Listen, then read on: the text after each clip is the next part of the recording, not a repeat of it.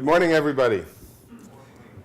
And welcome. Welcome to those of you who are first-time 6Sighters, and welcome to the many of you who are old friends and have been with us for a while. And you know, every year we make sure that we let you know how much we appreciate the support of our sponsors who make this event possible, and how much we appreciate all of you investing 2 days of your time to spend with us here. I think this year I'd like to make sure that we express that particularly warmly, given the troubled economic times that we've been going through. I'd also like to say that we're very bullish on the future of this industry. Let's see, where's my clicker here? Clicker?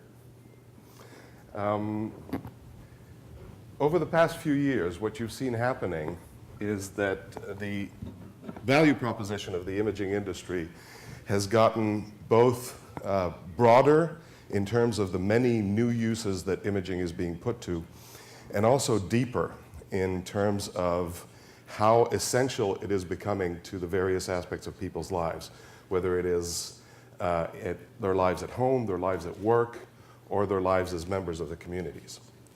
In fact, last year, I talked about some of the many new uses that imaging is being put to, and this is an ever-increasing array and ever-changing. I also talked about the fact that some of these new uses have been very significant in taking our industry basically from an activity that people did in countries where there's a lot of disposable income to being an essential part of people's lives everywhere. And this issue of scale, the increase in the scale of the industry, both in terms of its breadth and its geography, has very significant implications in terms of the economics and the dynamics of research and development in imaging. And that's a lot of what we focused on last year. This year, what we'd like to do is really look at what are some of the actionable things that we're observing as a result of customer responses to this first wave of innovation. And some of the strategies that we believe are becoming available to us that are going to both help us weather these uncertain times and also position us for great growth in the future. Now, those of you who have been in the imaging business for a while probably remember this. This has been a graphical representation of imaging markets that's been around since the film days. And it does two things. The first thing that it does, as you can see here, is that it roughly delineates the three main segments of the industry and sizes them relative to each other. But it does something else that I think is very powerful, and that is look at what is the core motivation in each of these segments. What is the key drive that makes people want to use their limited time and their limited money on imaging products and services? And basically it's, if you're a professional, you're shooting to make a living. If you're in business, typically in the conduct of business, you're using images as a way of conveying information. And if you're a consumer, by and large, you think of images as a way of capturing and recording your memories.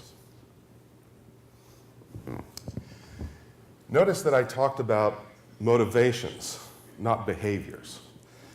In the conduct of our business every day and in our business planning, we tend to have to focus on behaviors. How do we incent these behaviors? How do we make sure that we're providing the best possible customer experience around these behaviors? And how do we make money at it? But the challenge with behaviors is that they're heavily influenced by technology. As technology changes, as the capabilities, what you can do with it, at what price, the richness of the ecosystem around it, et cetera, as these things change, behaviors are changed. And we have all been living through for several years the reality that these things can in fact change quite quickly. So if we want to do some solid business planning for the future, if we want to look ahead, we really want to focus on motivations. Core motivations similar to those that were expressed in this imaging pyramid. And there are two that I would like to talk about today. that I believe are new, very significant opportunities for this industry that we can take advantage of, effective immediately and into the future.